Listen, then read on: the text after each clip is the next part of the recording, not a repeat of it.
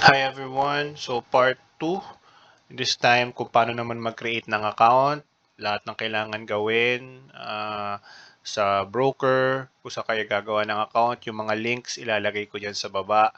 And for the newbies, ang broker po is ito yung kumbaga company or broker kung saan kayo magde-deposit and withdraw ng funds. So napaka-importante nito dahil kailangan reliable at may maganda yung credential of course ng inyong broker. Kaya nga we partnered up with XM na kilala na sa saan mang parte ng mundo, and they are one of the most reputable broker dito. So for standard account and micro account, XM ang partner natin. Ilalagay ko yung link dyan sa baba ng description na to. And lagay nyo lang yung email, pag-click nyo yung link and password. And of course, don't forget to put our partner code na Forge. And kung send naman ang gagawin ninyo, nandyan din yung link, ilalagay ko sa description. Partner account natin is Robo. Ang gagawin nyo lang, i-click nyo lang tong open an account. Then pag-click nyo yan, normal na process lang din. Email, login, and don't forget the partner's code, OJTM. Nakalagay din naman yan dyan sa description. And then click register. At pag-register ninyo guys, kumpletuhin nyo muna lahat ng requirements sa inyong account. Kasi meron yung KYC, mag-send pa kayo ng proof of address and all. So, kumpletuhin nyo muna yon bago kayo mag-proceed doon sa next procedure. And by the way, sa RoboForex, ito pala ang susundan ninyo. So, real account, MetaTrader 4, Cent. Again, sa RoboForex for the Cent account po. Kung hindi kayo Cent account, then disregard this part. So, yan, USD, 100:1. Pili ng password, confirm ang password, then type the parent's ID, agent, yan, OJTM. Very basic lang naman. Makikita nyo to along the process ng paggawa nyo ng Cent account. So, kung standard and micro account naman, proceed tayo sa XM ulit. So, close ko na si RoboForex. And since may account na ako guys sa XM, maglalagin na lang tayo. So, ito, gumawa ako ng mga accounts na kanina. So, ito ang makikita nyo madalas sa pagtitrade dahil dito kayo magwi-withdraw at deposit sa inyong trading account. So, madali lang naman i-familiarize to, sobrang basic. So, again, first thing you need to do, kailangan natin gawin, ma-verify yung account, mapasa nyo lahat ng requirements, may mga lalabas dyan, kung ano ang mga dapat ninyong gawin. Gawin nyo lang po para smooth yung magiging process natin. So, first of all, pagdating nyo dito, unang gagawin, click open additional account. Kasi ito may accounts na ako guys eh. Kaya meron na yan dito. Automatic yan, meron na kayong isang account dyan. Pero hindi yun ang gagamitin natin. May makikita kayong isa. So click nyo lang tong open an additional account. And then may lalabas dyan. Unang gagawin, change to MT4. Okay, change to MT4. MT5 kasi ang standard niya. Then, kung magma-micro or standard kayo, pinakita ko naman kanina kung ano yung difference ng micro and standard sa capital, sa settings, and all. So, click micro. Kung micro, mostly kasi micro. So, ang example natin, micro. Levy, 1,000:1. Naka-standard naman yan. And USD, of course. Then, again, don't forget to put Forge sa partner code and click check. After that, i-continue nyo lang. Ito, marami na akong account, hindi na ako gagawa ng panibago. Pero i-continue nyo lang yan. At pagka-continue nyo yan, lalabas na yung account nyo yan dito. So, makikita nyo yan, MT4. Ito, MT4. So, yan na yon. Ito kasi standard eh. Teka, hanap tayo ng tama. Ito na lang. Ayan pala. So, real, MT4, and micro. Yan yung makikita nyo kasi micro account yung ginawa natin. And makikita nyo yan dyan. And after that, again, kailangan ma-check MetaTrader 4 and micro. Kung tama, then proceed. Then after that, pwede na kayong mag-deposit ng inyong capital.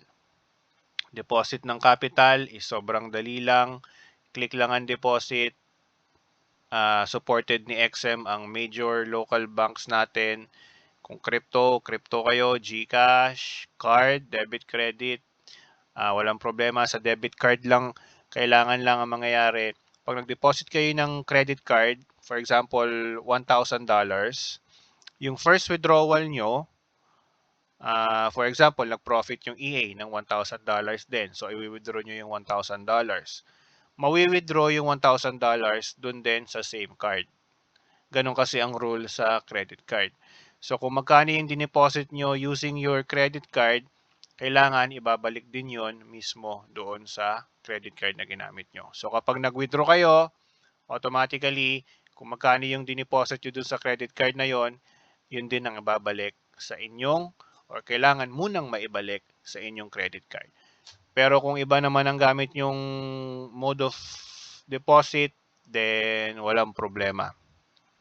For example, nag-deposit kayo ng GCash, then magwi-withdraw na kayo, nag-profit yung EA. Kahit anong mode of withdrawal, pwede nyong gawin. So yung withdrawals naman, nandito lang din. Ayan, bank transfer, crypto, GCash. So, basic naman yan guys. Something na hindi naman natin kailangan tutukan dahil parang lang kayong nagmo-mobile bank transfer dyan. And after mag-deposit, it's time to change your trading password. So, click nyo lang to guys, trading password. Change trading password rather. Then, palitan nyo lang yung trading password ng bago. Suggest, again, lagyan nyo lang ng Forge. Ayan naman yung mga requirement nila sa password. And then, i-enter nyo lang yung current password nyo ngayon. So, bakit kailangan palitan?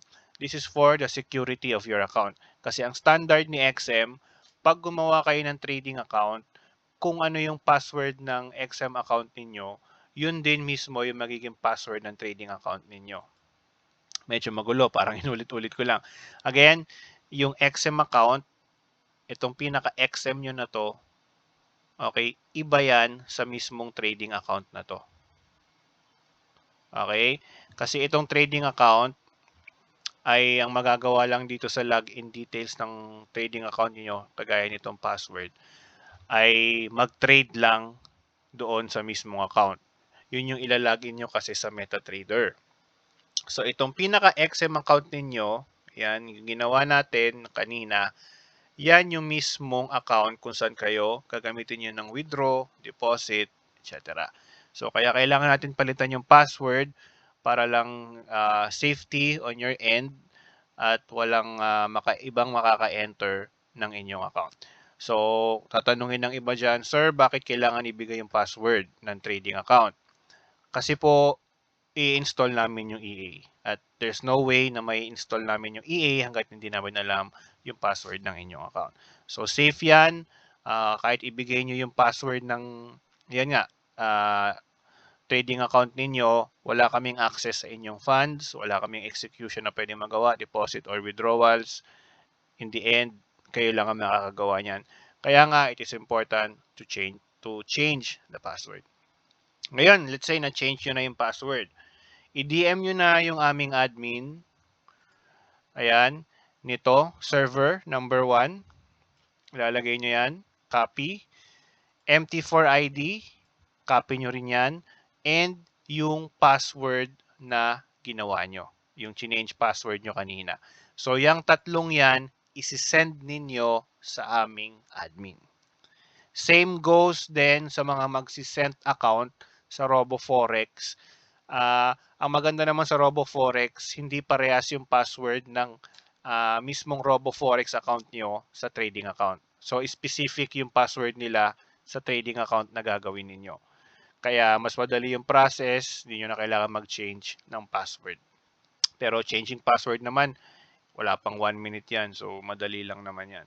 So, after that, ganun din sa RoboForex, send din yung server, send yung trading account number, and yung password.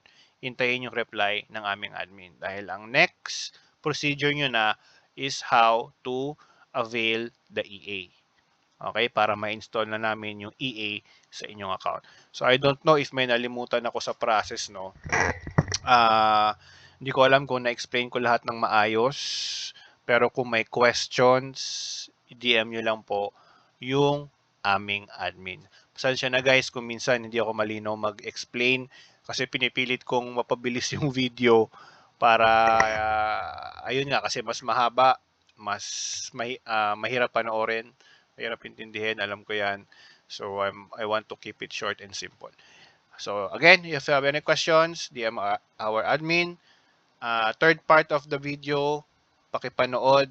Importante yon for the ownership. Thank you guys. And again, kung kayang tapusin from start to finish, especially sa newbies, tapusin natin.